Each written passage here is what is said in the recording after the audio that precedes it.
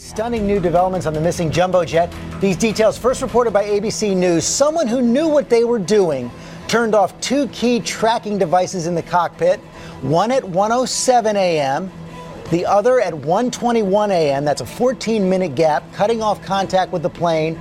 And what this gap suggests is there was no catastrophic failure. It was a deliberate act done by someone taking over this plane. And what it also says is that those extra 4 hours after that last contact mean that the plane could have flown anywhere for thousands of miles. This American ship now leading a search in the Indian Ocean west of Malaysia.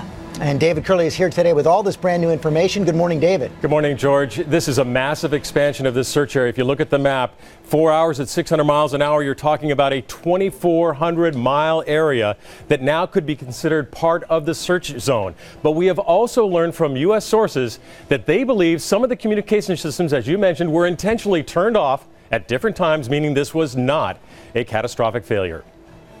ABC News has learned that those two separate key moves in the cockpit may be crucial to solving the mystery. Just 26 minutes into the flight at 1:07 a.m., the final data transmission was made from the cockpit. At some point, that system shut down. 14 minutes later at 1:21, the transponder, which sends the location of the 777, also turned off. One source told us it was a systematic shutdown. The assumption that someone with flying experience didn't want this jet to communicate with the outside world. Our sources tell us one feature that apparently cannot be manually turned off is a ping feature, which is part of a data health system for the aircraft. If the plane had disintegrated during flight or suffered a catastrophic failure, it's expected all three signals, the pings, the data messages, and the transponder, would stop at the same time. In the case of Malaysia Air flight, the ping continued hourly, our sources say, for 4 hours after the flight disappeared off radar.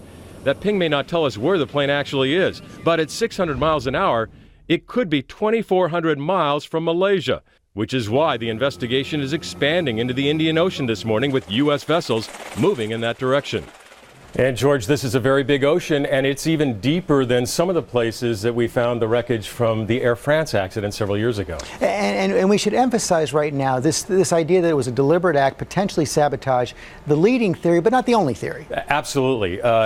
This is a possibility there was still a fire, could have been some cargo problems, could be that the pilots were lack of oxygen, had hypoxia, and actually passed out. This is the leading theory. This is what the Americans have found out so far, and now we're talking about this entire part of the Indian Ocean, which, as I mentioned, is very deep. They think that that flight path, that they got one ping over here, kind of leads them over into this area and into the Indian Ocean.